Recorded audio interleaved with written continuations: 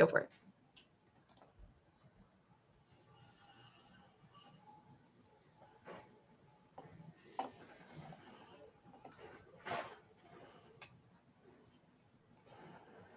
There we go. Okay. Yeah. It was just my side of things that was being finicky. Alrighty. Okay, go for it.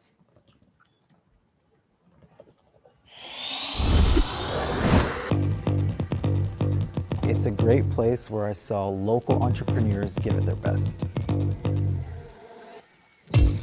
There we go. Okay. Yeah. It was just my side of things that was being finicky. Alrighty. Yep. Think if everybody was a nice person. I think the biggest takeaway for me is their valuable input in terms of how we can improve our pitch deck, how we can better present. It's a fantastic gathering of minds where people are able to share openly and connect. Safe, comfortable, fun, and educational environment for everyone in the community. It has to be the best place for you to go find opportunities and network.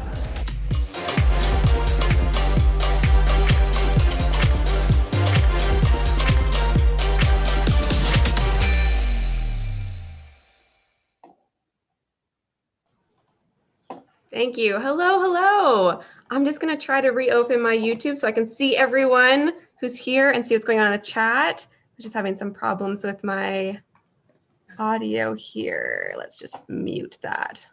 All right, perfect. Okay, so now I can see everyone and I can not be annoying everyone with all of my audio.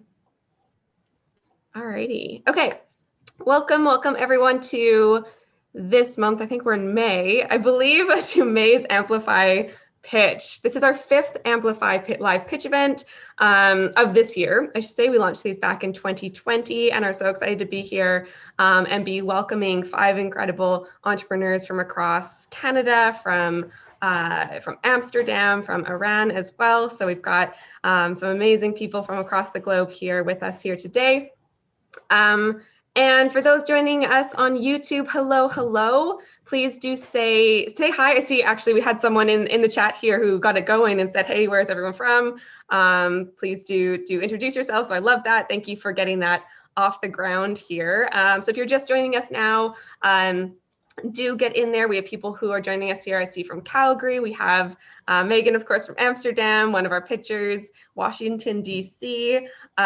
So really great to see you here. Welcome. Alrighty. So also in the chat, make sure to say, we're going to go a little bit more into how you can interact with each other, but just make sure to get in there to kind of provide feedback, to connect with us. It's always difficult in the virtual space, but let's just get in the chat and really get connected to each other as much as we can. Alrighty. So can we go to the next slide, please?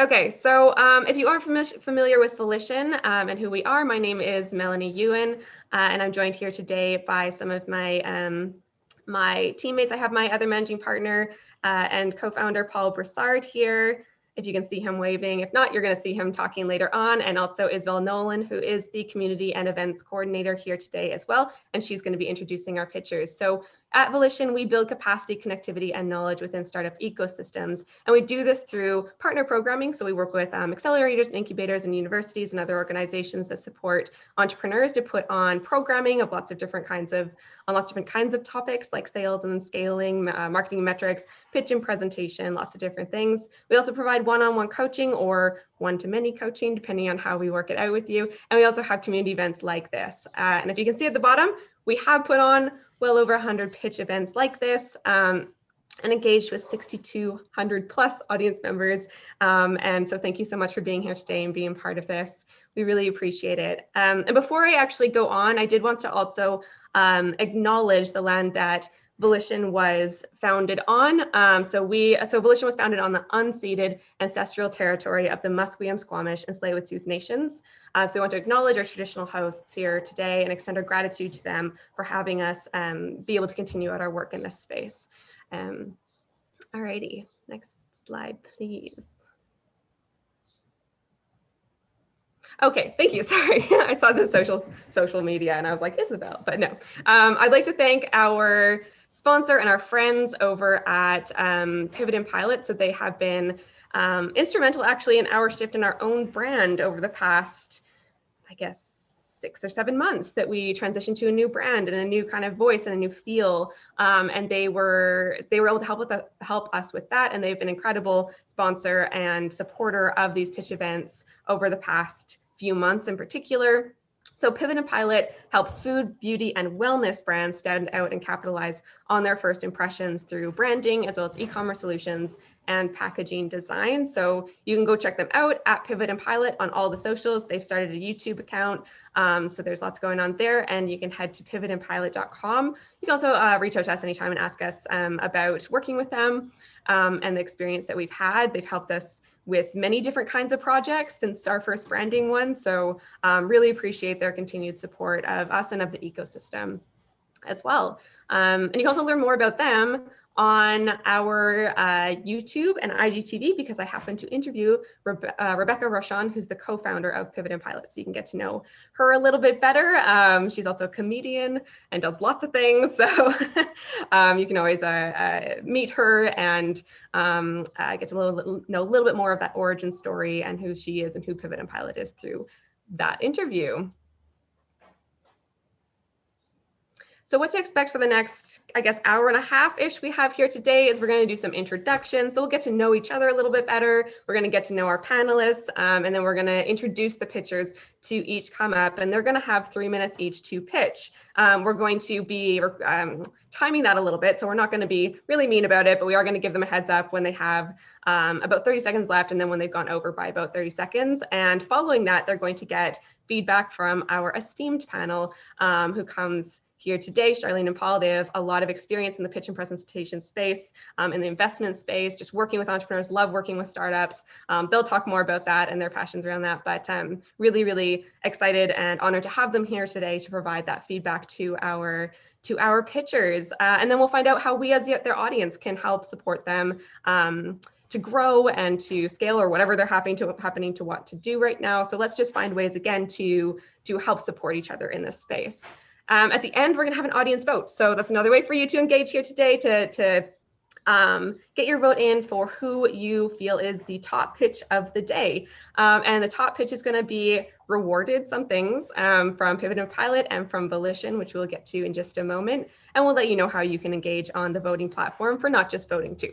And then we'll wrap up, and that's pretty much it.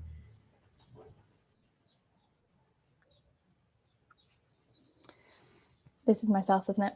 I believe so. Hi, everyone. As Melanie mentioned, I'm Isabel. I'm the Community and Events Coordinator for Volition. So I just wanted to go over a few ways you can connect. So first and foremost, please get busy in the YouTube chat. Introduce yourself. Our pitches will also be in there as well. So this is your chance to make connections and ask any questions that you want from to the pitchers or to our panelists, and we'll make sure that they see them. And then second is, as Melanie mentioned, we have a top pitch at the end. So you can either use this nifty QR code with your phone, and that'll bring you straight to Buzzit, or you can go to buzzit.ca and enter in Amplify May. And this will bring you to all of the pitchers' pages. It'll also have our sponsors on there as well, and that's also where you'll vote as well. And we'll remind you how to do all that as well when it comes to the time to vote.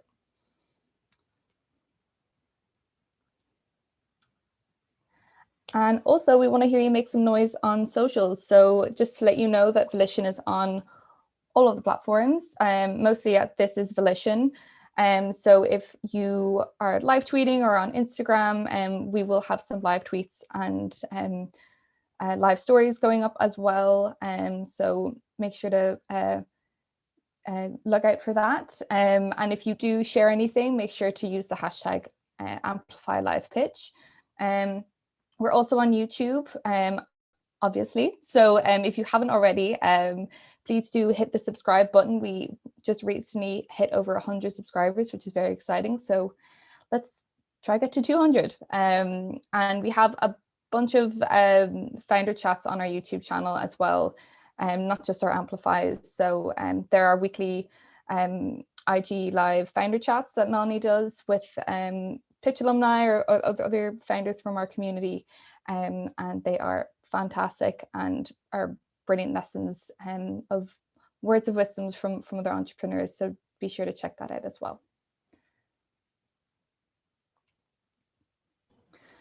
Okay, so we want to know who's in the room. So again, you can use this QR code to take you to Mentimeter. It's a new platform we're using. So you can bring out your phone, and it's going to ask you where you're joining us from. So let us know what city you're in, and then what best describes your role in the ecosystem. So I'll put it into the YouTube chat as well in case the QR code isn't working for people. And we'll come back to this shortly. We'll give you all a few minutes to fill it out, and then we'll share the results.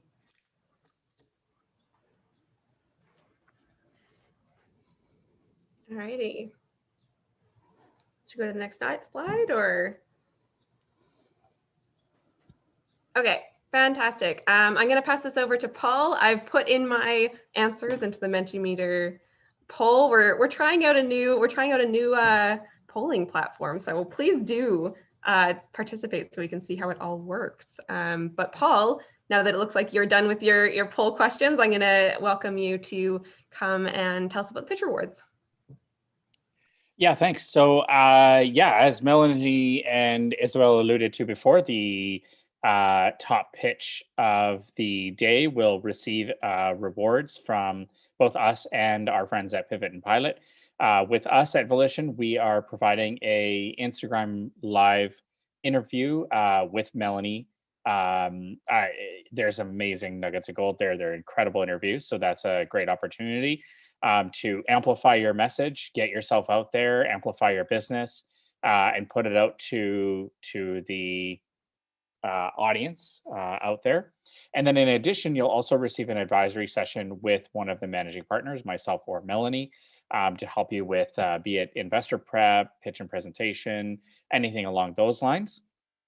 And then from our friends at Pivot and Pilot, they're providing a free brand strategy session and marketing SWOT analysis. So basically doing an analysis on your market, your competition, where you are positioned, and then helping you with brand strategy for going forward into the future. So very useful rewards.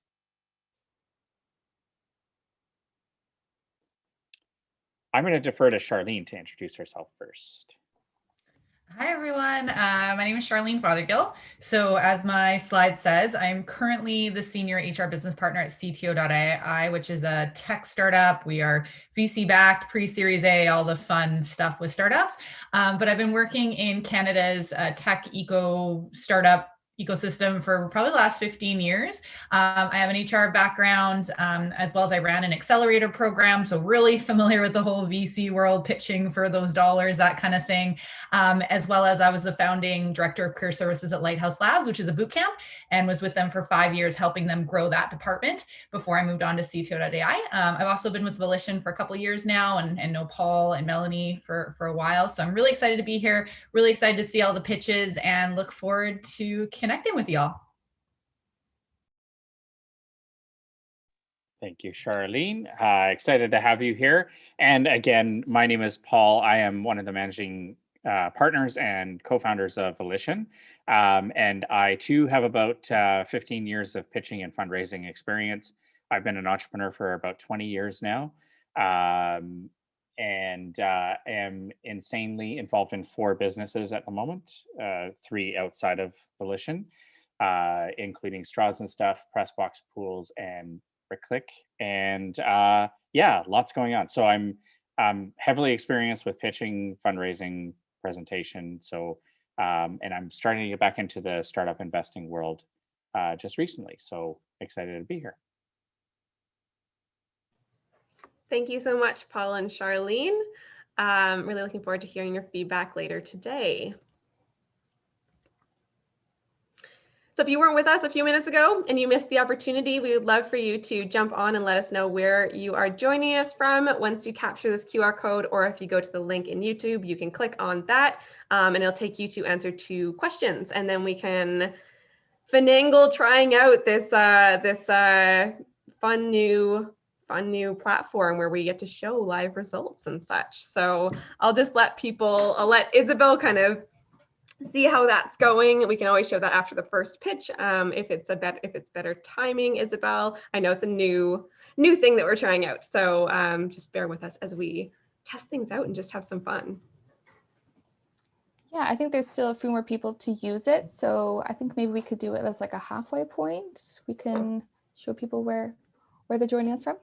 Awesome. Cool. Thank you so much, Isabel. Alrighty. So in that case, we are going to get started with the pitches. But before we do that, if we could stop sharing screen for a moment, Paul. I was hoping that all of the pitchers in the room could just wave your hands in the air here, so everyone who's joining us on YouTube will be able to see you and see your faces. Fantastic. Before we get started here today. Okay, so Isabel, I guess it's over to you. If you want to introduce our first pitcher, please do so. Yes, so first up we have BinoBooks. This is being pitched by Sydney Terry, and she is based in Bradford, Ontario.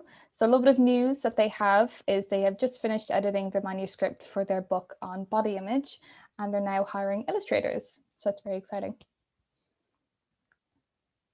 Thank you. Welcome, Sydney. So as soon as you're ready, just getting your screen up for us to see. We'll let you know that we can see it. And then just take a deep breath and we will begin timing you when you start. Perfect.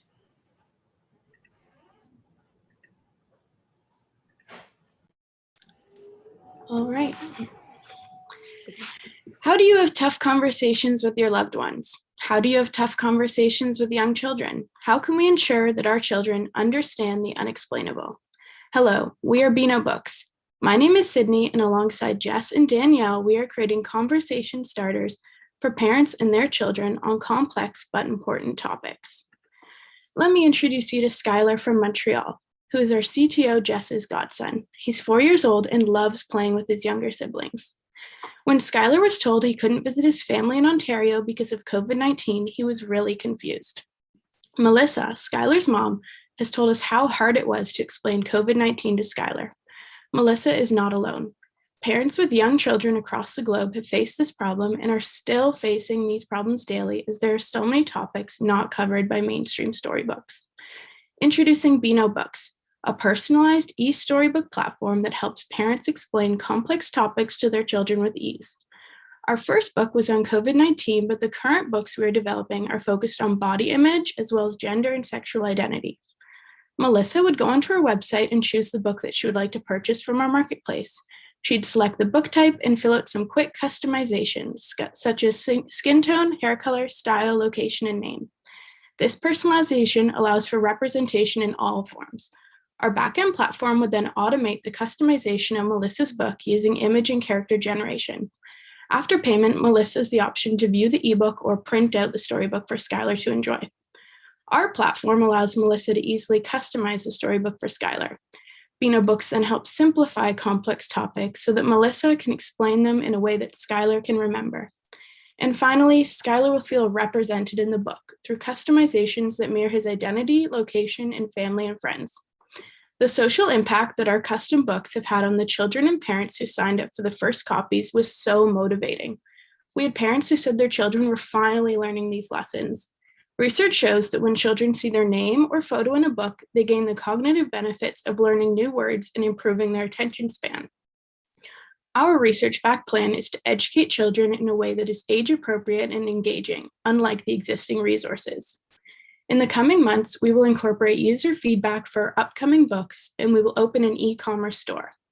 At the same time, we will continue to develop additional storybooks in our collection. And when we have enough content in our library, we will move to a subscription plan.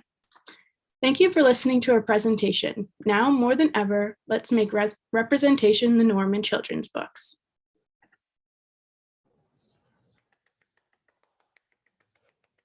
Nicely done, Sydney. Thank you.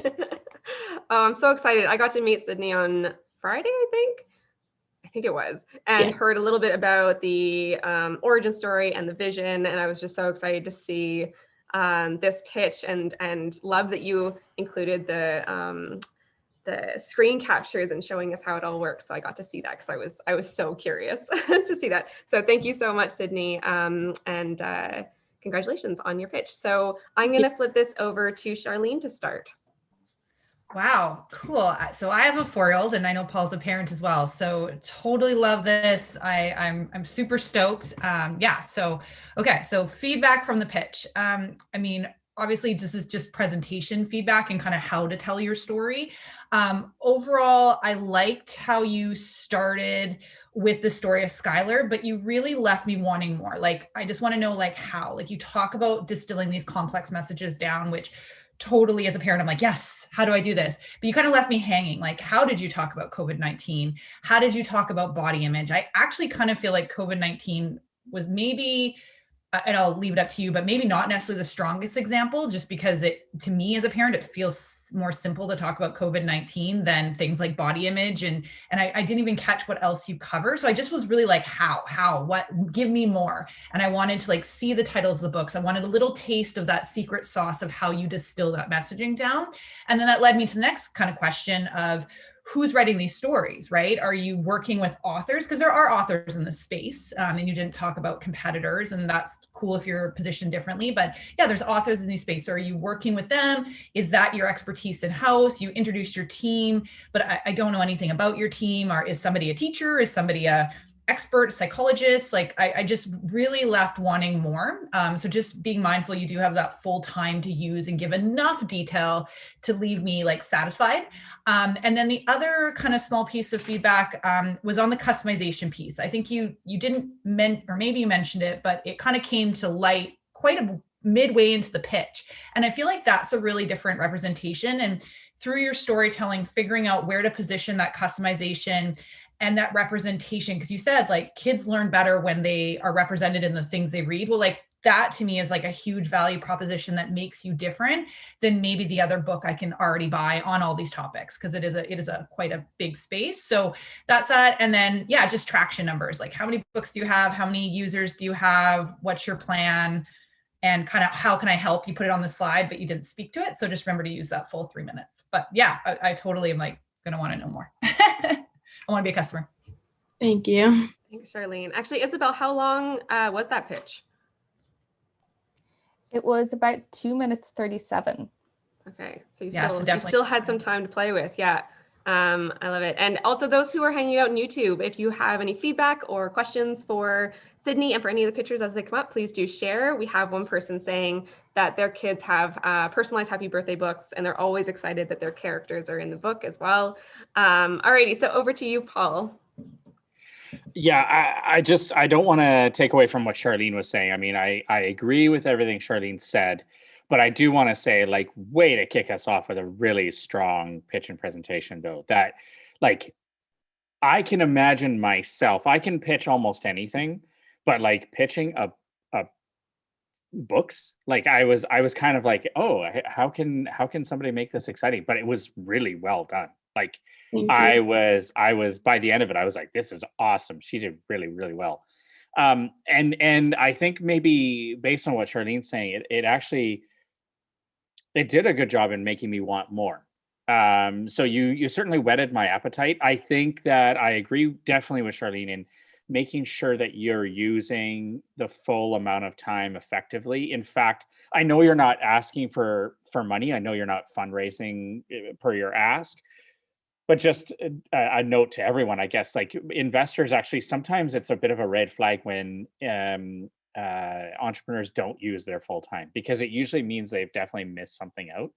And for me, I think the biggest key, again, I agree with everything Charlene said. I would have loved to see a bit more on the numbers, a bit more about the if I can call it the money model, maybe something like that.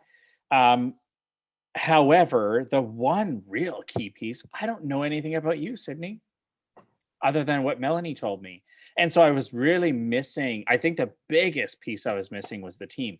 I can forget for myself, I can forgive the rest if you don't have the numbers, because that's always something I can be like, I can ask her that later. I realize it's a 3-minute pitch. But part of the sales process of a pitch and presentation is to sell yourself, right? And who is Sydney? Who's on the team? Who's advising you on their representation in the story? Is it kind of like what Charlene was alluding to? Because I think that's really important when you're talking about these complex subject matters, is like who's really providing that content. But I am sold, as Charlene mentioned, I have 3 kids. So aged, I better get this right.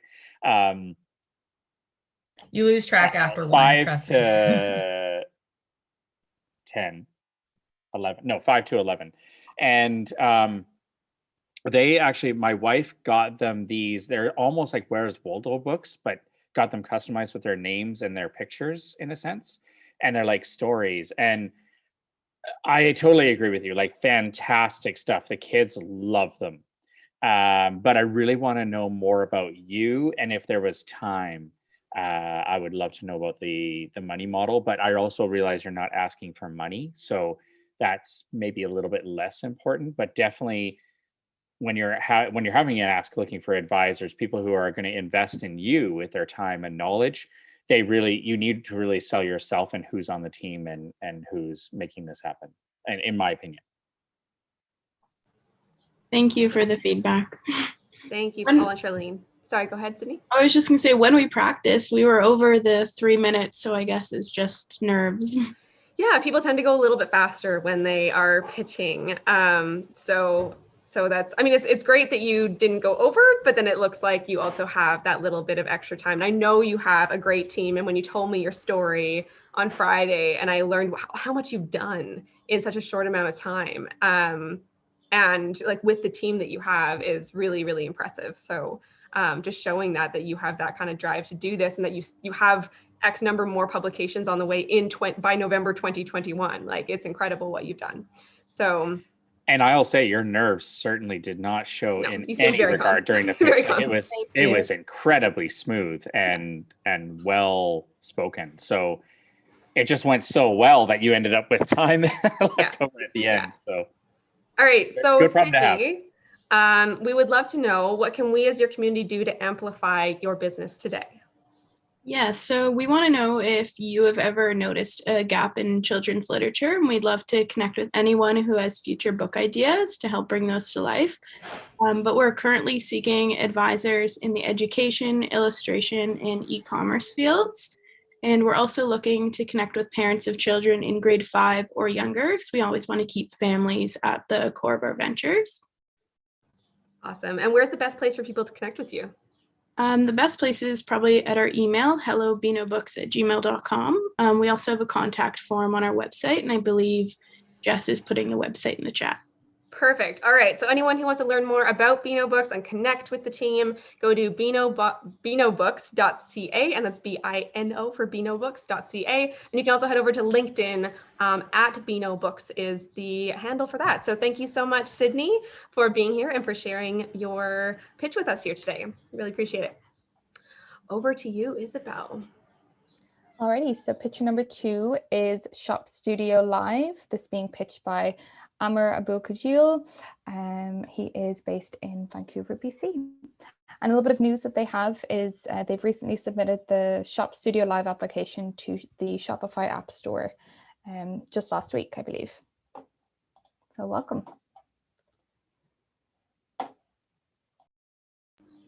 So Amr, as soon as you're ready, just take a deep breath and begin, and we'll start the clock. And you're all right. And I was on mute, so there we go. Awesome. Thanks. I'll get started now. All right. So this is Alana. Alana owns a retail boutique store selling unique fashion and beauty products. When COVID-19 hit, Alana was forced to close down her retail operations and was feeling really down, thinking that she wouldn't be able to make it through this. That being said, she took that as an opportunity to focus on her online business. And like hundreds of thousands of merchants like her, she actually saw some early success in e-commerce, but also faced a few challenges, new challenges. Some of these challenges included things like she found that the top of funnel marketing conversion was costly and increasingly unstable. Her conversion rate on her store was only about 2%, which is similar to a lot of stores, but she just wasn't happy with it because she felt really helpless online compared to in her retail store where she could interact and speak with her own customers. So hello, everyone. My name is Amber, and I'm the founder of Shop Studio Live. We're on a mission to amplify the human aspect of shopping for millions of e-commerce merchants and shoppers. So to help merchants like Alana, we thought about how we can develop next generation live shopping experiences. So we looked at how we can combine old school shopping, like the Home Shopping Network, with huge e-commerce platforms like Shopify. It's an industry that's actually growing quite rapidly around Asia, but is yet to really make a big presence here in North America. And there's actually data to show that there's 20% of e-commerce sales in China could be made by live shopping events by 2021, which is just a staggering number. And not only that we see that kind of data because live shopping, while it's not on 24/7 necessarily, the conversion rates from live shopping are quite high, and it actually drives a significant amount of sales. And not only that, but we're seeing customers that are valuing live and exclusive content more and more because we're seeing platforms like Clubhouse, Twitch, and product drops really kind of gain in popularity through the last year, and they're really here to stay. And that's why we've created Shop Studio Live. So we're bringing live shopping tools, essentially live video, live chat, and feature products directly to online stores in Shopify to really increase engagement and conversion rates for those merchants. So what does this look like? So for a merchant like Alana, she can log into her Shopify portal, install our application into her online store. She creates an event, so she schedules an event and simply scans the QR code with her phone and is able to then go live using our broadcasting application. So we've made it really easy for merchants to go live. And what that looks like in the online store is shoppers will actually see a video of their merchants live, essentially hovering like, as you see in this picture, on their online store. That can be expanded where shoppers can then engage with the merchants through chat, through clicking and interacting with the products, the feature products they're talking about.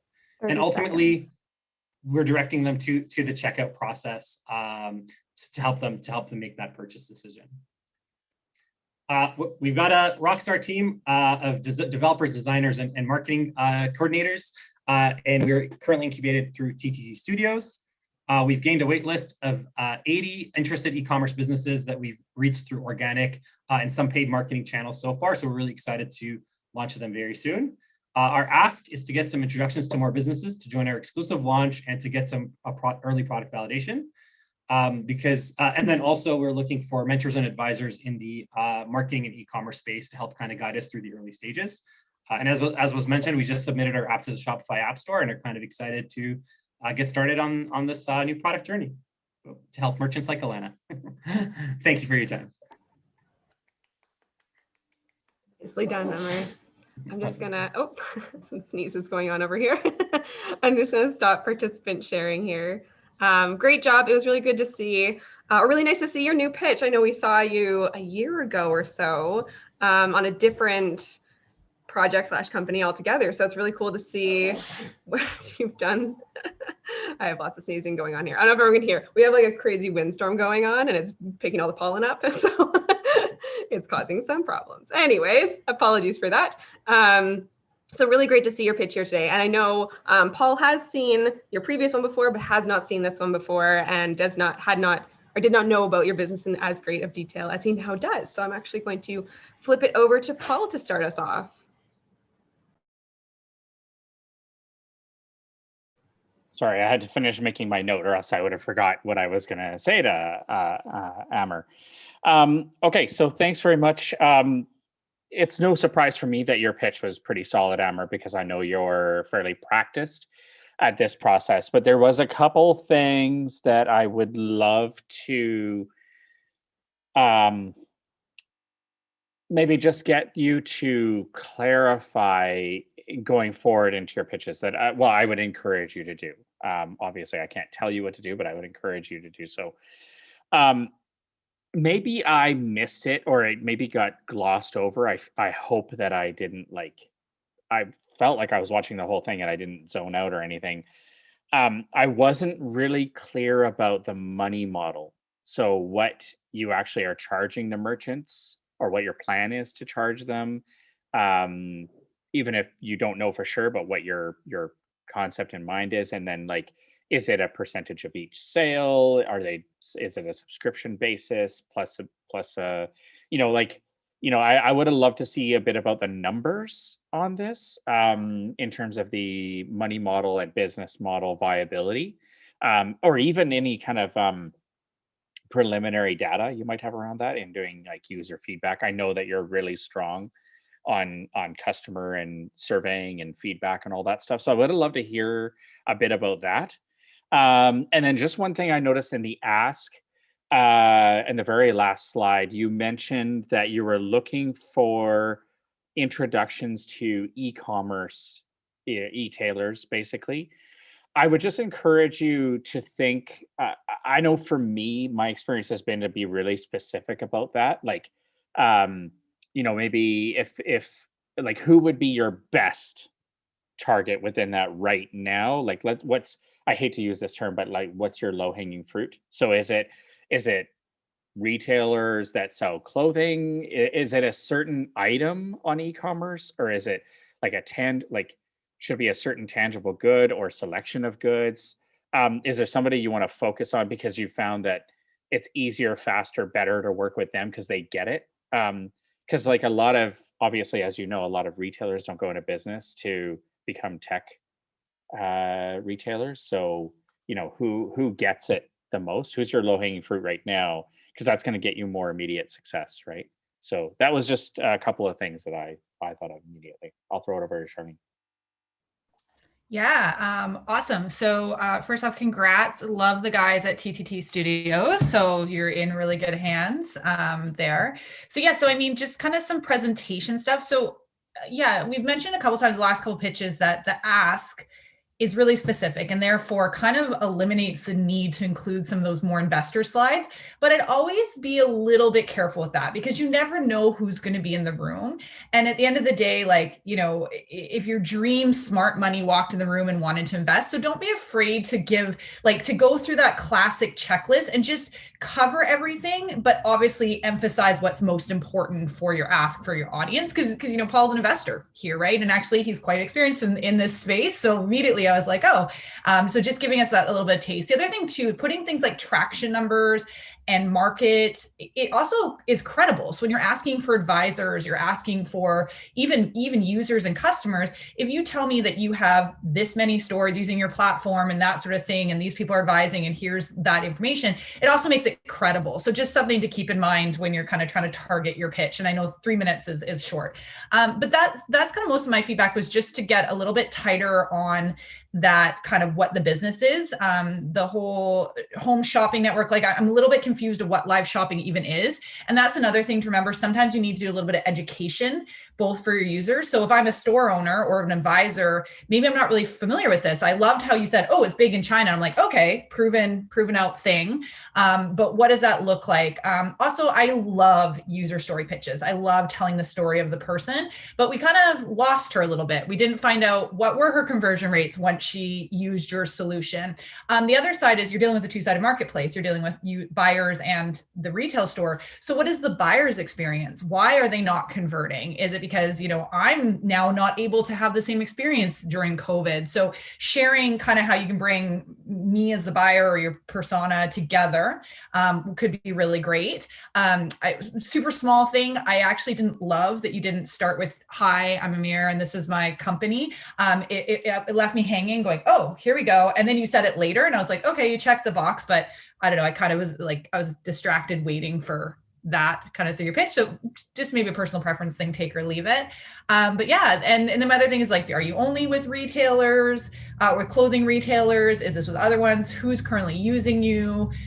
All that sort of kind of basic business stuff, similar to what Paul said with the numbers. Yeah, that was kind of it for me. But overall, really cool, great. And just to tag in, yeah, I now that Charlene just said that, I think it's really important to. I'm realizing now how much I missed the aha moment. Alluding to what Charlene was just saying. So like you started off with the user story, but then I didn't hear what the aha moment was. Like, so then she started using this product, and then aha or eureka, right? Like I actually missed that. So it actually was a bit anticlimactic. Although in understanding what you're building, I did have a moment of like, this is one of those things where I was like, dang, why didn't I think of this? So there was a bit of that, but I was missing the aha moment. So just bringing back we had her at the beginning, and then she was an afterthought at the end. So bringing her back into the middle of it, so we can tie that story along. Was that a new pitch, bringing her into that? This is a brand new. This is an exclusive pitch. First time actually pitching this new pitch deck. So like feedback is amazing. I just jotted down all these notes, and I agree. Like I actually agree with all of that. I think I accidentally skipped the business model slide because I didn't have it in there. But yeah, so it's subscription based for now, but we definitely are looking at like commissions in the future. But yeah, no, but all the other feedback is amazing. Yeah, I think we'll definitely be bringing it into our pitch as we go forward. Love it. Fantastic. And there are some comments and a question for you for some clarification over in YouTube. So make sure to go head on over there. But in the meantime, is there or what can we as your community do to help amplify your business today? No, I appreciate it.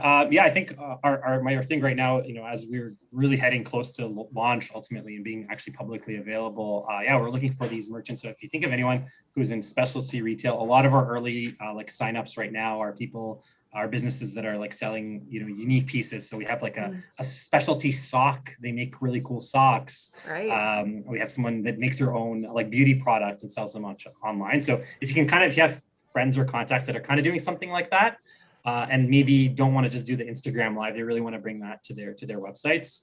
I guess that's kind of the more specific type of merchant we're seeing sign up so far. So contacts to them. And then same thing on the advisor side. We have some e-commerce experience in our team, but really nothing like earth-shattering yet. So we'd love to maybe chat with more people that could be potential advisors in that space as well. Maybe from marketing backgrounds. So. We have some ideas for you already brewing over in the chat. Awesome. So we'll connect you with some people. And I know that you're also very coachable and you're very open to feedback and iterating, and as Paul mentioned, talking to your customers and everything, which is always amazing. So thank you for that as well. Awesome. And so where's the best place for people to connect with you? So info@shopstudio.live is our email. And then check out our website. There's a contact form there as well. I'm the person behind those emails as well. And feel free to also add me on LinkedIn. Always happy to chat there. Amr Abukajil, I think my name should show up around here somewhere. Right underneath you. Yes, amazing. Yeah. All right. So those who want to learn more, head over to shopstudio.live. And you can also go to all the socials, Twitter, Instagram, and Facebook as well, at Shop Studio Live. So that's an easy one to remember all across the socials. Thank you so much for being here with us today, Amr. It was really great to see you again. Over to you, Isabel. Okay, so picture number 3 is Aftabsprout. So it is being pitched by Syed Mohammed Hussain. He is the CEO and founder. And Syed is actually based in Iran. And because the connection isn't fantastic, we wanted to make sure that his pitch came across brilliant. So he's actually pre-recorded for us. So I'm going to share my screen right now. And they have exciting news, right, Isabel? My apologies. Yes. My apologies. Yes, I'm ahead of myself.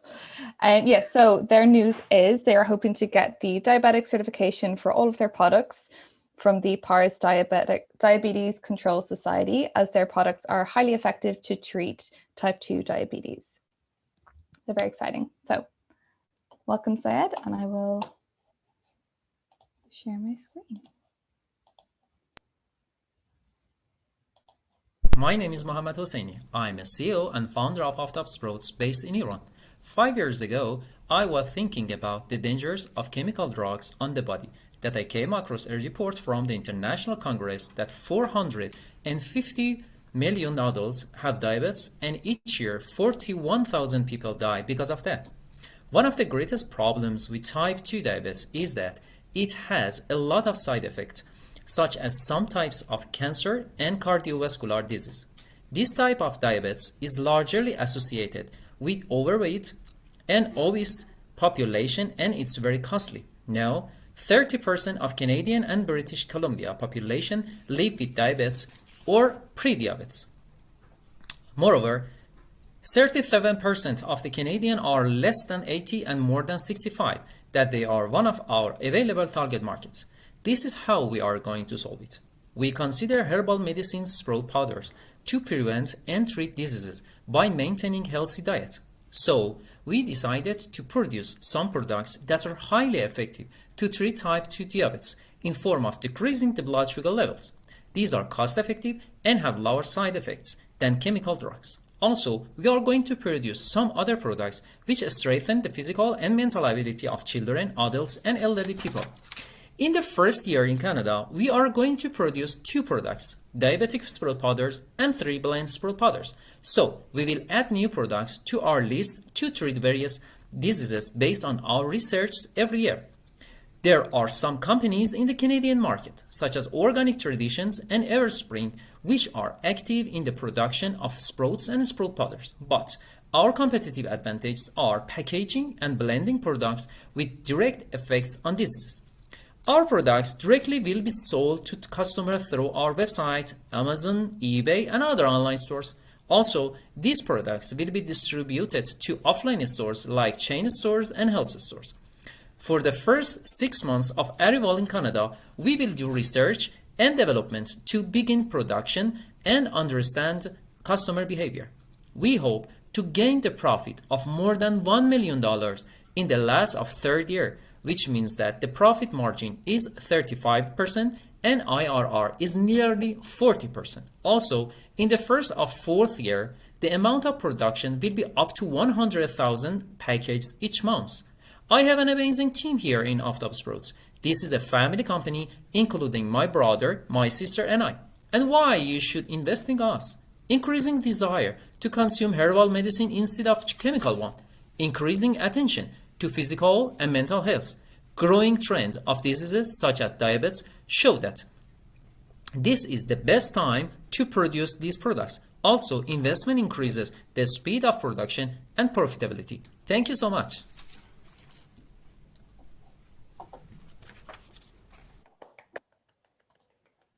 Thank you so much. So did we do a tech test and were you able to speak here with us? Yeah. No Oh, perfect. problem, yeah. Okay, it's working. It's working. Fantastic. Okay. Well, thank you so much for being here. And I appreciate that you thought of this in advance and came to us and said, can we do this pre-recorded? I have these issues. It might be a problem, and gave us kind of some answers in advance and such. So really appreciate that you thought of that and reached out to us about it. So thank you, Sayed. Thank you. Thanks for being here. So I'm going to flip this over to Charlene to start. Yeah, well, welcome, and good job. Not an easy pitch. A little bit more technical, a little bit more of an education needed. So overall, good job. Yeah. So I guess kind of some of my first questions about the pitch itself. So my understanding of your product is it's a health food in general. It's not just a medicine for type 2 diabetes, right? It's overall really healthy. You mentioned maybe helping kids with concentration and stuff. So my first recommendation would be to actually present it as it is, which is a health food that has impacted type 2 diabetes, because it's just a bigger market, right? If you're like, this is for type 2 diabetes, even your packaging being like, this is a diabetes product. I'm a health food nut. I eat all the superfoods. My kid's a picky eater. So as a mom, I'm like, get any superfood I can sneak into my kid's food. And like the way it's positioned now, I wouldn't even think to be a customer because I don't have type 2 diabetes. But in hearing your whole pitch, I'm like, oh, okay, this is actually just a beneficial food. So I would maybe be mindful because it just opens up a bigger market. Investors love larger markets. And if you're playing in the health food market, then all of a sudden you also don't have to worry about that credibility. Like we knew going to this pitch that you had received this kind of certification from a diabetes regulation place. I'm not familiar with how that world works, but you would kind of be able to kind of add that on instead of having to kind of hang your hat on that hook, so to speak. So I would consider it doing that. And then you can, I'm sure, like right away, I'm sure that just opens up to much like bigger story about what is in these ingredients. What is this food thing that you've included? What is this special blend? Why is it beneficial? And you can really probably open up your story to be a little bit more captivating that way, and kind of, have intrigue people to be a customer as well as a potential investor. The other main piece of feedback is, you mentioned Canada and then BC. I'm not sure why. I'm not sure if it's like a provincial thing, but if you're gonna lead with the Canadian market, just be Canada. But also, investors generally want the largest market possible. Canada is a great place to build your business, but to be honest, you want to get in the US market. So maybe even talking about that bigger opportunity being globally health food or health food in North America. And then if you have traction numbers specific to Canada, just mention that you launched first here in Canada and that here are your traction numbers in Canada. I wouldn't talk about BC, where we're not even the biggest, most influential province in my opinion. So just something on that side. And then, yeah, you provide us a lot of traction numbers. So on the flip side, I got a little bit overwhelmed trying to follow the profit margins and things, which probably can be, if you really want to show that, maybe more slides with like 1 or 2 kind of pie charts or numbers on it, just to let me follow the numbers if you felt like you need that. And then I'm not sure how much you're raising. So I wasn't sure, are you trying to raise 50,000 that, I could write a check for you today, or are you trying to raise a couple million and that just kind of tells people what kind of investor you're looking to meet with. But not an easy pitch, and you did a great job. And also, you recorded it, which I've recorded lots of things, super awkward. So overall, good job, and lots of opportunity to kind of really open up that story as opposed to kind of tighten it up. Yeah. Thank you. Thank you so much. Thank you. Yeah, the pre-recorded pitch can feel so stilted. So you actually did a really good job of it not feeling like a pre-recorded pitch, which is great. And I feel like the BC element is because you're connected with Spring and the startup visa. Yes, yeah. Exactly. Yes. Exactly. Yeah, that's why I think the BC came in there, but still listen to Charlene about that. All right, over to you. You're in good hands at Spring. Love those guys over there. Yeah, I mean, I agree with Charlene. And I do want to say, like, I've seen, if it's not clear by now, I've seen a lot of pitches over my years. And in that time, I've seen quite a lot of recorded pitches as well, and have even had to try to do them on my own. And I have to say that was actually one of the best recorded pitches I've ever seen, which is very difficult to do. I even had to record lessons for classes recently, and like, anybody who knows me knows that I hate recording video, but so good on you for that. That was quite brilliant, actually.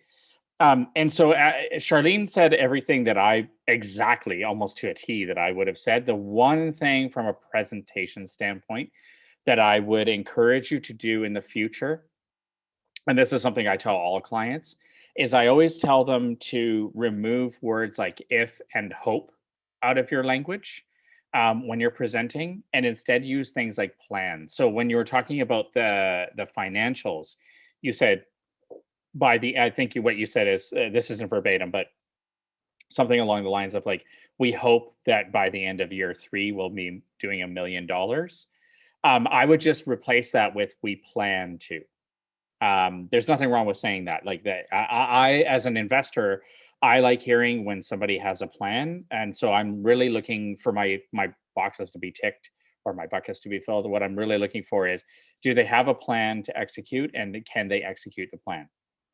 So the flip side of that is when I hear if or hope, it starts to give me a bit of a red flag, like, ooh, I'm not sure how confident they are in this. And you may be, it's a difference in spoken language, right? So yeah, just psychologically for the audience. So just one quick little tip that I would give you.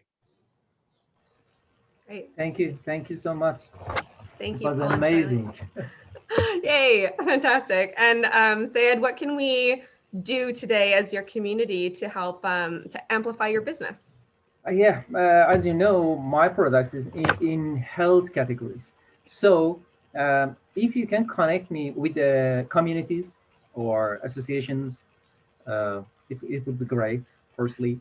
Secondly, because I live in Iran, I cannot get some information about health regulations in Canada because I want to start my business there.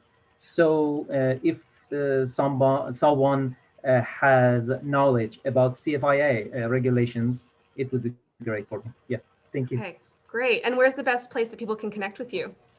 Email eng_Hosseini @yahoo.com or Aftabsprouts, at gmail.com, and LinkedIn. Sorry, yes, go ahead on LinkedIn. They can connect with you on LinkedIn. Fantastic. Yeah. Okay. Thank you. Yeah, and if you want to learn more about Aftabsprouts, there are some people in the YouTube chat who have had some comments for you, Sayed, if you want to go and check that out and see and connect with those people. But if you're watching this right now and you'd like to learn more about Aftabsprouts, you can go to aftab.sprouts.com. Yeah. Sorry, aftab/sprouts.com is what I'm trying to say, and we'll put it in the chat. And you can also go to Instagram, which is Aftabsprouts. That one's easier for my brain to wrap around, apparently. But you can find them in the chat, or find those links in the chat and go check it out. Really appreciated you being here, Sayed, and for preparing in advance. Fantastic pre-recorded pitch. That's how you do it. So thank you for that much. Thank you so much. Thank you so much, guys. You're welcome. Isabel, over to you. Great. So I was thinking, since we're at the halfway point, I might share the poll responses of everyone. So we do have quite a few. New and exciting technology for us. Alrighty, so where are you joining us from? So we have quite a spread of people. So we got obviously some in Vancouver, Amsterdam, Ottawa, Germany, San Francisco, Iran, Kelowna. I don't know what this one, I think it's London that's been cut out. London, yeah. And there's me, there's Montreal right there. Colombia, oh right, yeah, cool. Yeah, good spread of people. Awesome. Oh, there we go, London's there. And then how would you describe your role in the startup ecosystem? So a lot of startup, scale-up founders. We've got a couple investors, startup supporters, a few entrepreneurs in the room, and startup team members, and then one student and one other. So I'm wondering, what's the other? Let us know if you're that other, if you're comfortable, of course. Yeah, alien. Yeah. Oh my goodness, I'm always curious who the others are in the room. Awesome, thank you so much, Isabel. So all right, so our fourth pitcher is Untrepreneur. So this is being pitched by Megan Vasco, and Megan is the CEO, and she's based in Amsterdam in the Netherlands. Megan's news is she's just completed the first market validation phase, and she recently pitched at For Impact, which is a VC firm focusing on tech for good. So congrats and welcome to the stage, Megan. Great, thanks for having me.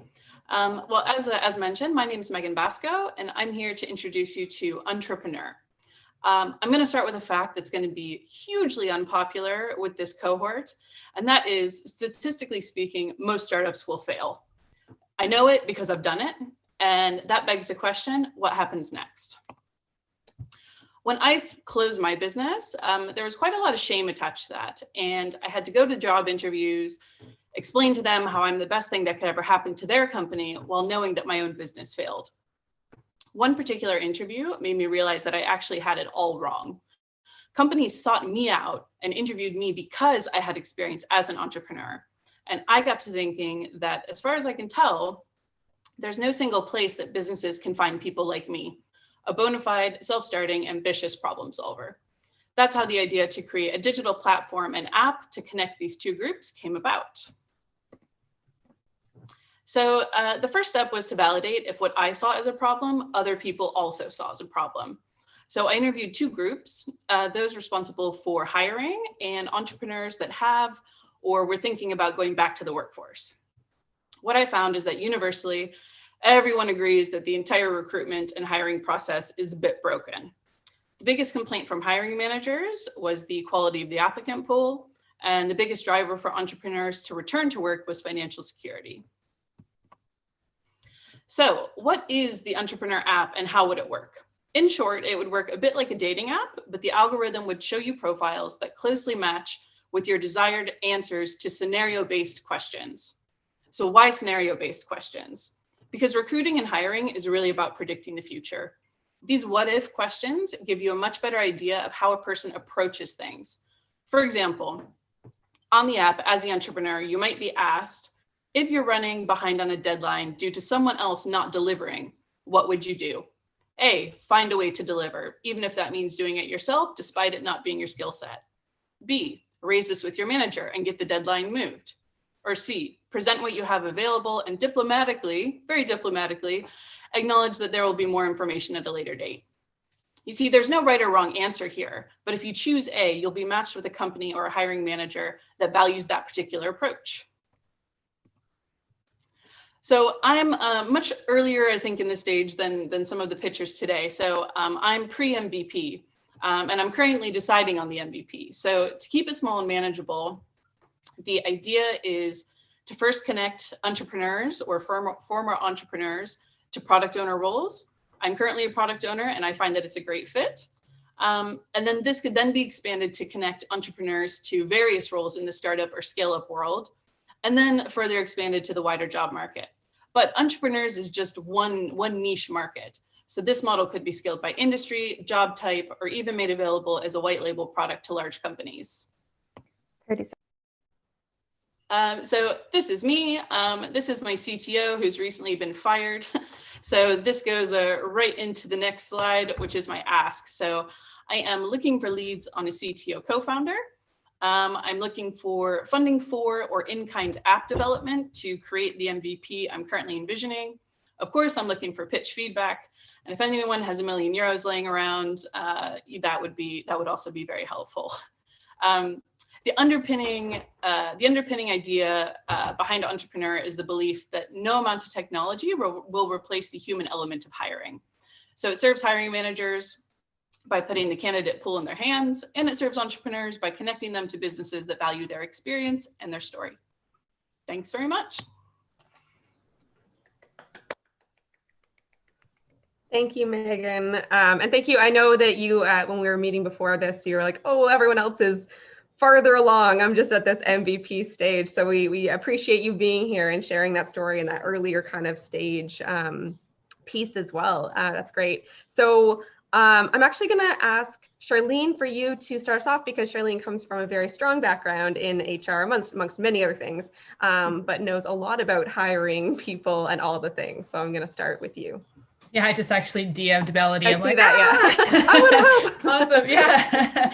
Megan, super cool to meet you. So yeah, so I mean, definitely, like, honestly, my first thought, like, I love that story. So first off, I love that story. I work for early stage startup right now. In our job posting, we actually are like, we've distilled like the skills into like, we want 5 years experience in JavaScript, and we want you to be a startup. We want you to have that journey.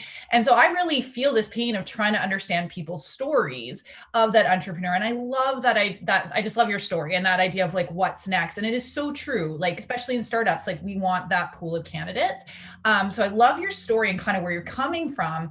I kind of noticed it almost felt like a bit of a disconnect from your story for like how you described your product in its state now pre-MVP, where it just, when you kind of described it, I was like, oh, that could be any job board. That's kind of a problem in the whole job seeking society. So, and again, I'm not sure, like the example you chose was, again, just behavioral questions, which, you know, in a pitch, I think you could probably shorten that a little bit and just kind of say, this is how HR people interview. Cause like I was, as an HR person, I'm like, yep, makes sense as you interview, and maybe an example, but that specific example you gave, and you might have other ones, didn't align me with how you're you're an entrepreneur, you're a former entrepreneur.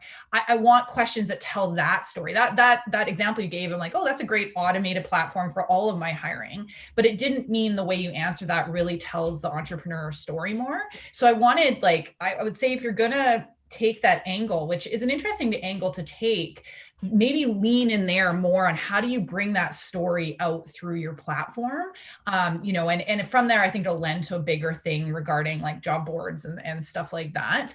So that was kind of my main feedback on that. Obviously, any traction numbers you have, you talked about customers, you can probably summarize that a little bit, that pitch kind of format of walking us through your lean MVP startup kind of journey could have just been solidified to be like, I talked to this many customers, or it's just some of these things are just facts. Like for you kind of uncovered it, but as an HR person and potentially your customer, I'm like, oh yeah, that's a fact. Like we know that, we know it's broken. You can talk to people. And then I just say, like, in general, like it's okay to be super early stage, and kind of to Paul's comment before about just like owning the stage you're at. I don't think, you need the context of like, I know I might be more early than other people. Like, it's just like, here's where I am. And every company's been there. So it's just, I think just from a leaning into that. This is just early stage. I've talked to this many customers.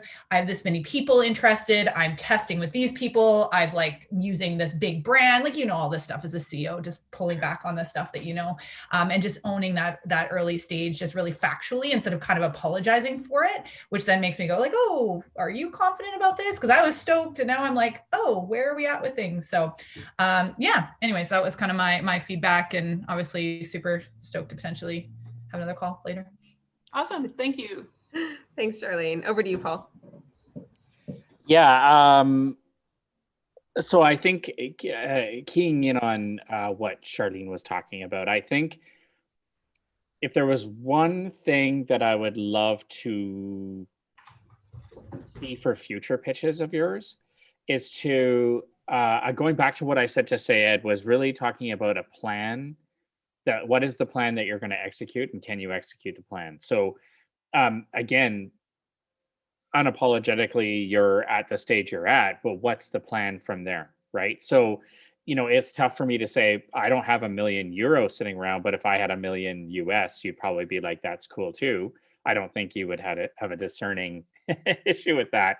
But my problem with throwing, my plan with throwing in $1 million Canadian or whatever currency at the moment is I don't really know what the plan is at this moment. So I'm not actually sure how you would use that money.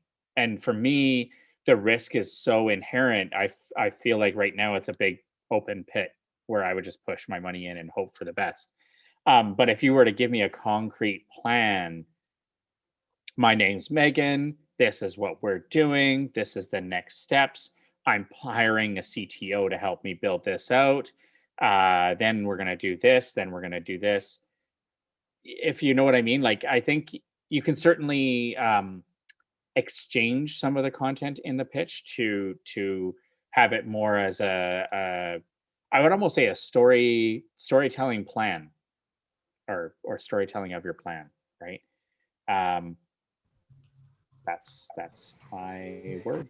Great, thank you. I will just quickly, I think you can do some initial customer validation and testing manually before you pay for an app if you can't get one developed for free. And I would be happy to chat with you about some of my ideas of how you would manually do some of this so that you can use your money wisely. Because yeah, that would be amazing. Pitfall time and time again, having worked at a dev boot camp.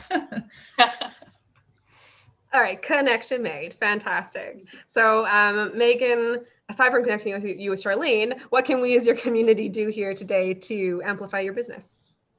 Yeah, well, honestly, this covered quite a lot of it because I am looking for guidance on the MVP. You know I have this like idea, you know, go hard or go home, build the app, or, you know, it doesn't count. You know, I guess I need some insight into what a sufficient MVP would be, a robust enough MVP that would lead me to actual proper funding to build it out.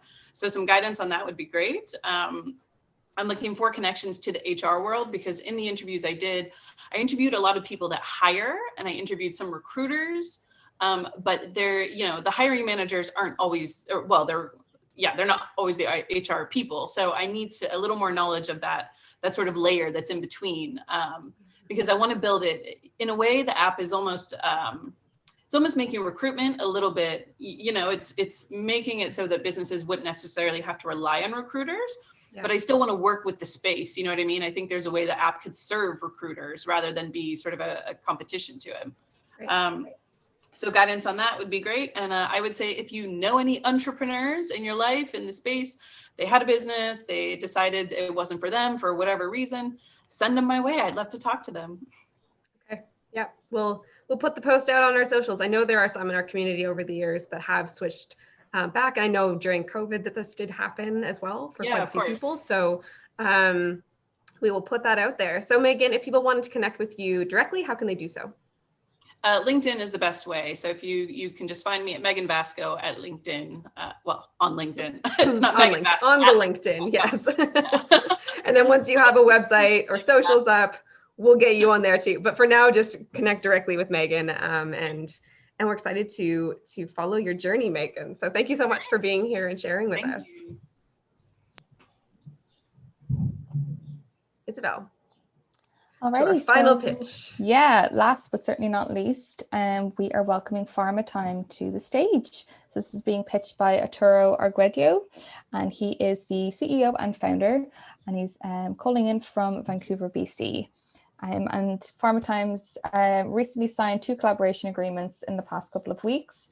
One of them with a main university in Latin America, Los Andes University, and one with a global yoga platform, Stars, to offer professional development and wellbeing benefits to all doctors that are Pharma Time members. So welcome to the stage. Thank you so much. Hi, everyone. Thank you for having me here. Okay. Can you see my screen there? Yes, we can. Perfect. So, hi, everyone. My name is Arturo Arguello. I'm the CEO and founder of Pharma Time. I'm a medical doctor. I'm back in my home country. I had a company and I support pharmaceuticals to connect with doctors for more than 8 years. And during that time, I saw a problem that I always wanted to solve, but I never could find a solution for that until I moved to Vancouver and I started a not-related work. So basically, the problem is that pharmaceuticals cannot pay to medical doctors for their time, but they need their time on that. And what they are doing, they are creating a lot of strategies, marketing strategies to try to call the attentions of doctors. They are creating webinars, virtual visits, web pages, and they are inundating the doctors with this information. In the other side, we have medical doctors. They are very busy people. They have at least 10 patients waiting for them in the waiting room. And at the same time, they have sales representatives trying to visit them, trying to have time with them. And they have emails coming from pharmaceuticals, at least 10 emails every week. And they are spending around 2 hours every week trying to engage with pharmaceuticals in their free time. So the problem is that doctors are feeling overwhelmed by pharmaceuticals and they are not getting additional value from those interactions. In the other side, pharmaceuticals are investing around 60% of their marketing budget try to connect with medical doctors. That means they are investing 89.5 billion every year to connect with doctors, and they are just having less than 2 minutes interaction with them. So they are not getting value for the money they are investing. So what we create is a platform which is called Pharma Time. The goal of Pharma Time is connecting pharmaceuticals with doctors, ensuring dedicated time with doctors.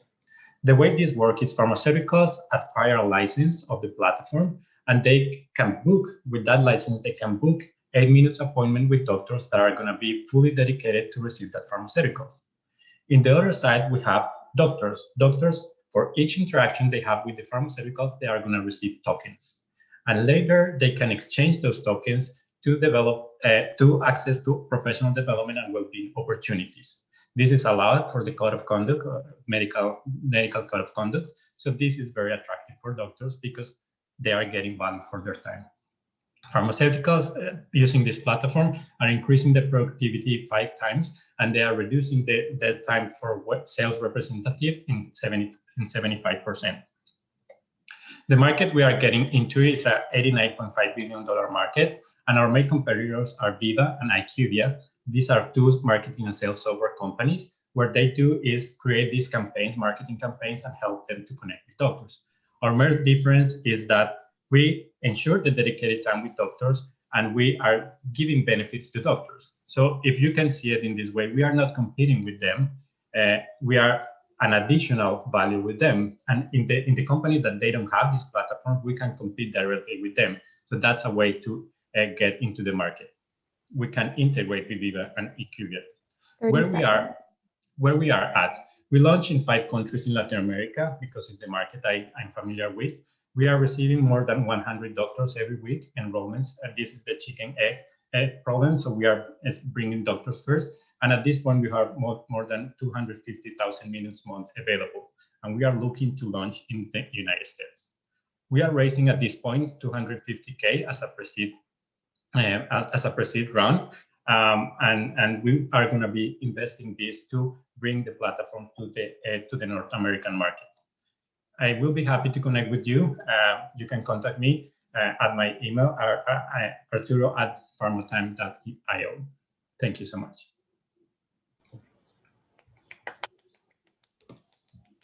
Nicely done, Arturo. It's really lovely to see your pitch. Thank you. So I know that Paul has seen your pitch before, but I am going to start off with Paul here for this last one, if you're ready. Yeah, but it's been a while. I think I probably talked to Arturo a year ago, I'm going to say.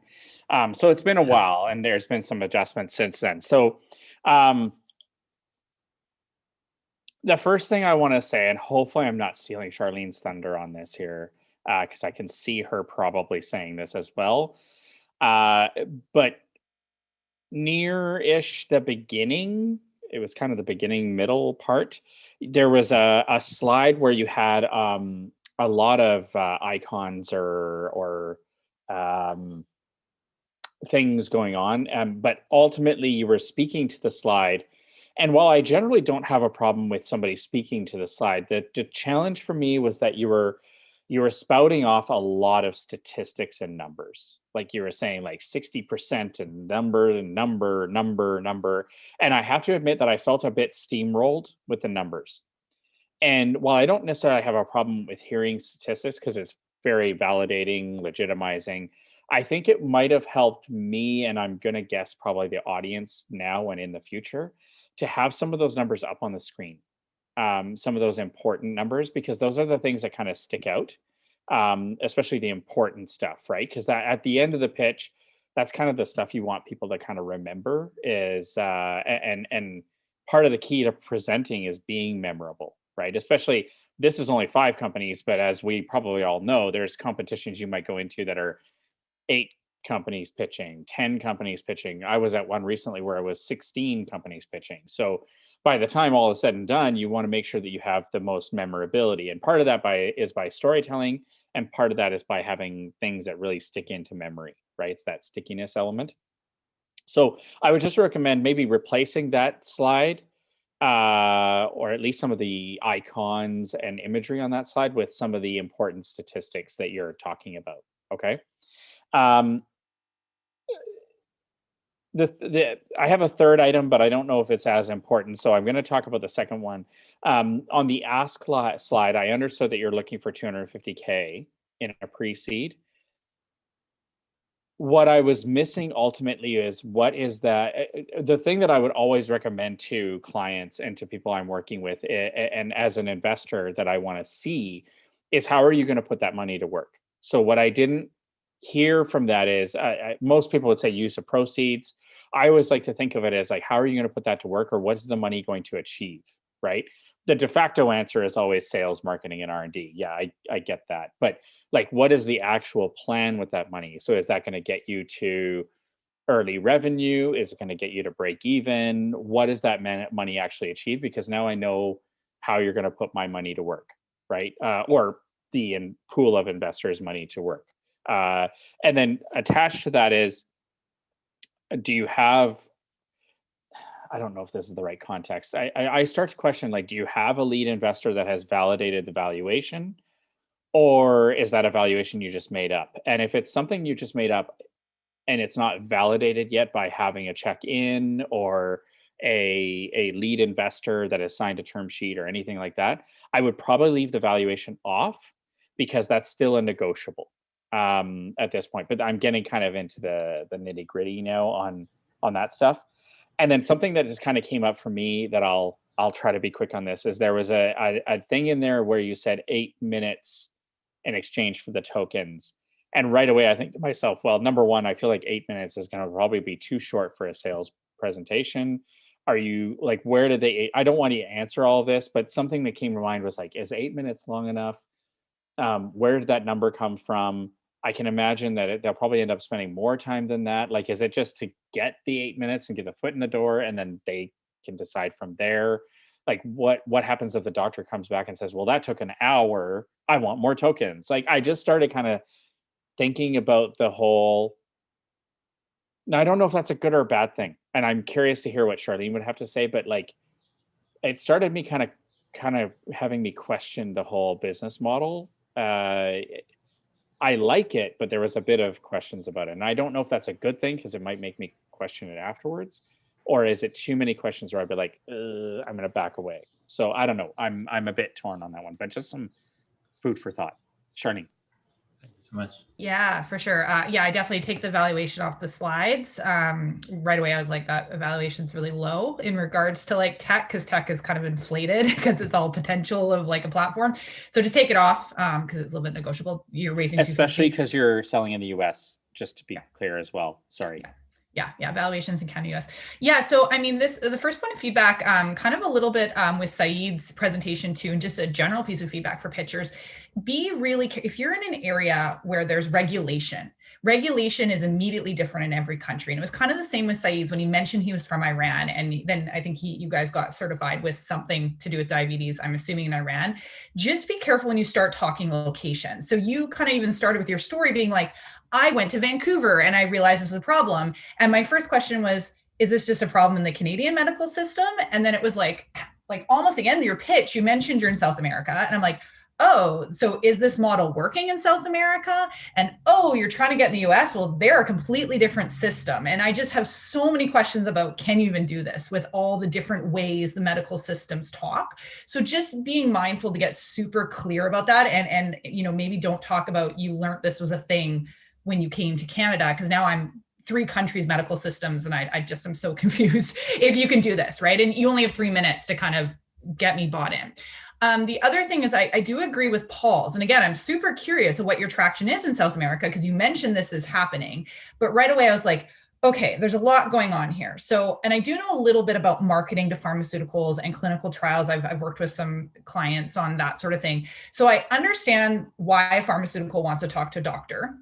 I don't understand why the doctor wants to talk to the pharmaceutical companies. So when you pitched, you're like, they don't have time to talk to them. But I'm sure there's a symbiotic relationship there. I need to understand why a doctor even wants to talk to a pharmaceutical company. What is this, the synergy in that conversation? Then you're raising the pain points. You're kind of saying to me, they want to talk to the pharmaceutical companies. I'm not there yet, but you could fix that real quick. Then I'm like, and you're saying the reason they can't is because they don't have time. So I was like, okay, cool. And then you're saying, and then you're like, there's this 8-minute platform. And I'm like, well, is 8 minutes enough? And how does an 8-minute platform give them more time? There's no more time in the day. I think you just organize their time differently. Maybe you made it easier to book time. So tell me a little bit more about the problem you're actually solving for the doctors. Then I got really like, whoa, this sounds super complicated. You're putting a token system to pay for doctor training. And you mentioned briefly about some checkbox about an ethics association, unclear what country you're talking about. And I'm like, okay, so in my head, I'm like, you got to get pharmaceutical companies, not sure who's paying for this. So pharmaceutical companies have to use your platform. Doctors have to use your platform. And then a training provider has to be willing to accept tokens. And I just was like, whoa, there's just a lot in the medical system, which is very highly regulated and very specific to each country, each state, each province.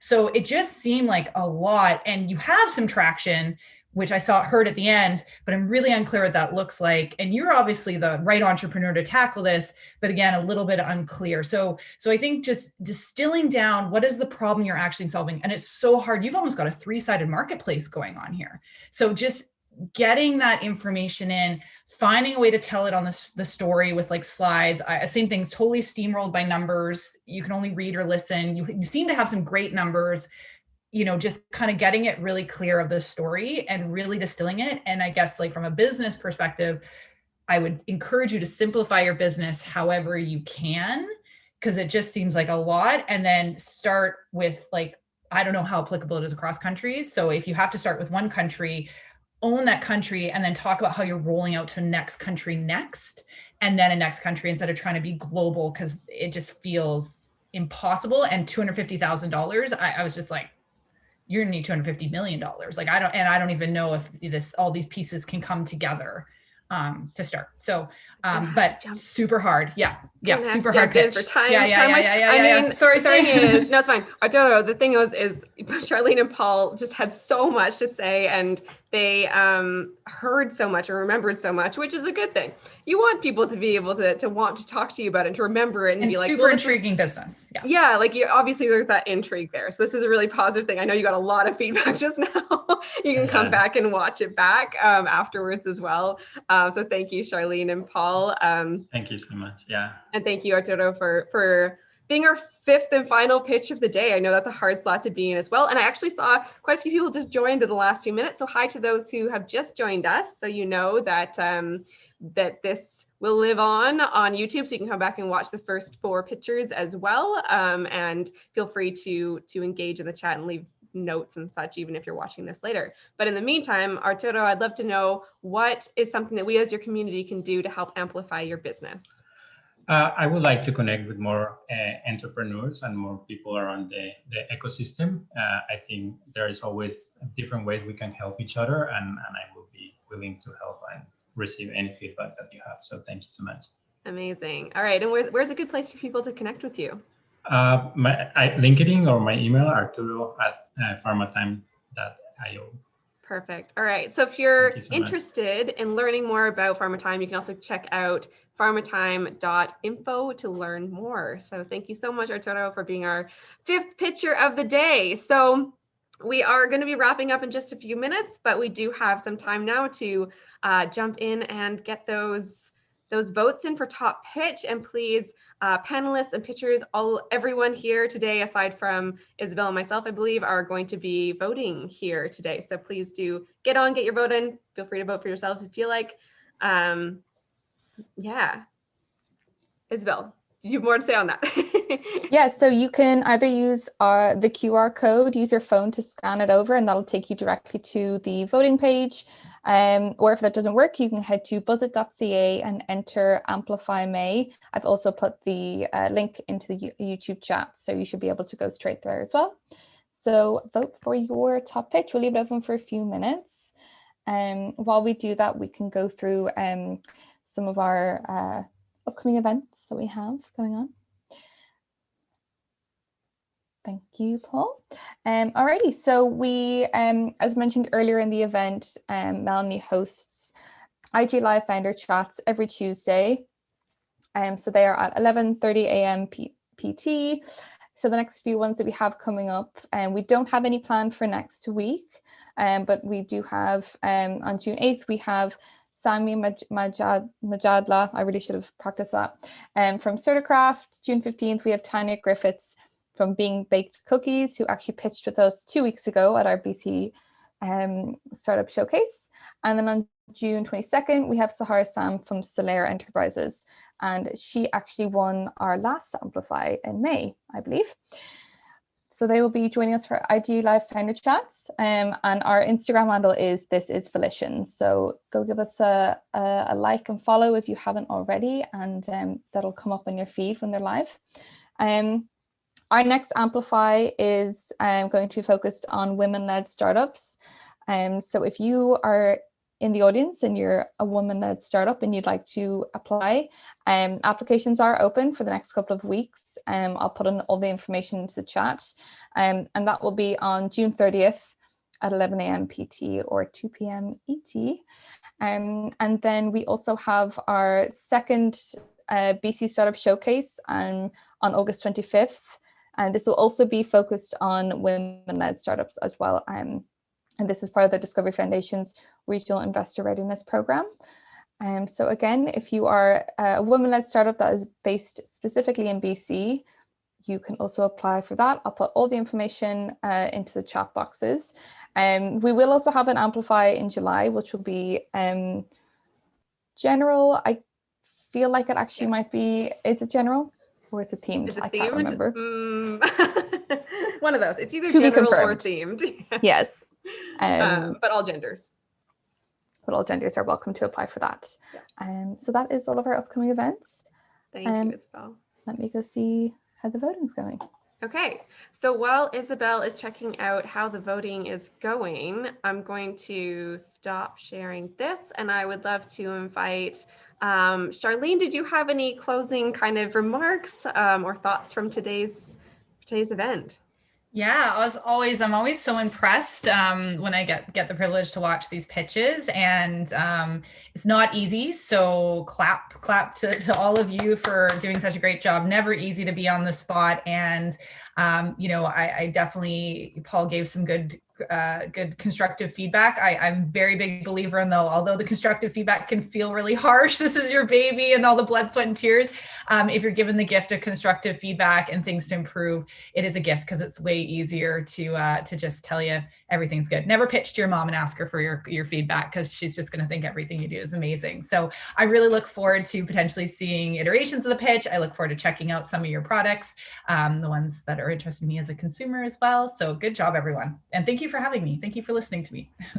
Thank you so much, Charlene. We really, really appreciate you being here and sharing your expertise. It's really exciting to have you back in our panelist spot. You're just full of so much wisdom. I love listening to all your thoughts and feedback. Paul, was there anything that you wanted to say at this time? Yeah, I was just putting in people on YouTube won't see it, but funny, I just said in the Zoom chat, funny enough that pitching to your mom, I didn't really ever pitch her, but trying to tell her what I did for many years, or what I do. She always thinks that I fix computers. But fun fact, I have never fixed computers and have no idea how to do it. So, probably not the best person to pitch. So yeah, my closing remarks, I mean, echo what Charlene said. It's always fantastic to see the pitches, and great job, everybody. I mean, they were fantastic pitches, and take that feedback. A friend of, I think, Charlene and I's, Daryl Hatton, I think she's friends with him, or maybe knows him. Okay, I know of him, maybe. Yeah, Daryl Hatton from Fundraiser. He's a good guy. He's a good guy. Oh, Fundraiser. Okay, I know Fundraiser. He said something once that I always try to remember. It was during a new ventures competition talk, and he said, "Never take feedback to heart, take it to mind."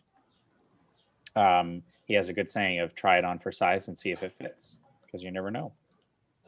He also says, and I quote him on this often, he says that a pitch like this often feels like a one-way broadcast, but in fact is a two-way conversation between humans. So it's that relationship building piece where someone is on the other side listening as another human and thinking about whether they want to connect with you. So he's full of apparently very useful little tidbits. All right, so if we could have all of our pitchers join us once again. We have our top pitch ready to announce here. Oh, goodness. Megan, are you there? Oh, hi. There. Perfect. Fantastic. Alrighty. So with no further ado, I'm going to announce the top pitch of today's Amplify event. So we have our, I keep reading what month it's in, May Amplify. Very exciting. And again, always thank you everyone so much for being here. As Charlene and Paul said, it's such an honor to be here and listen to your pitches and to get to share what you're doing with the world, whether we've met you before and you've changed what you're doing, or you're new to our Volition community. It's really great to meet you all. I always wish there was some way to like excitingly preempt this is the top pitch, but we're just gonna go with, I don't know if you can hear this. And the top pitch is BinoBooks. Woo! Congratulations, Sydney. Is there anything you'd like to say? Thank you. We weren't expecting that. We're young and seem very inexperienced compared to everyone. But we love, like every pitch competition we've done, we've learned something. So congrats to everyone else. I know it's not easy to turn on your camera and pitch in front of people you've never met. But thank you everyone who voted. Yeah, and thank you to Volition. It was an awesome process and happy to work with everyone. And I'm sure I'll see all the pictures again when we become big, huge businesses. Fantastic. And I'm hoping that my organization will be able to work with you to do some of those gender topic books. So I'm very excited about that too. Exciting times to come. Thank you so much, Sydney. Great job. And it doesn't matter about the age thing. I mean, obviously you captured people's interest and excitement, and that's what you saw here today. So thank you so much for that. Do you want to take us home, Isabel? Yes, thank you all so much who pitched, and thank you everyone for attending today, whether you're watching this live or if you are watching this at a later date. Thank you for the entire Volition team for helping with putting on this. And like I said, our next Amplify is on June 30th, and it's open to women-led startups around the globe. So if you would like to apply, I've put the link into the chat. Otherwise, I hope everyone has a great day, and thank you for watching. Thank you, everyone. And thank you to our sponsor, and thank you to our panelists, and to everyone here, part of the Volition community. We will see you next time. Bye, everyone. Bye-bye. Thank you so much. Bye. Thank you. Bye. Thank you. Thank you. Bye. Thank you, folks. Bye. Bye.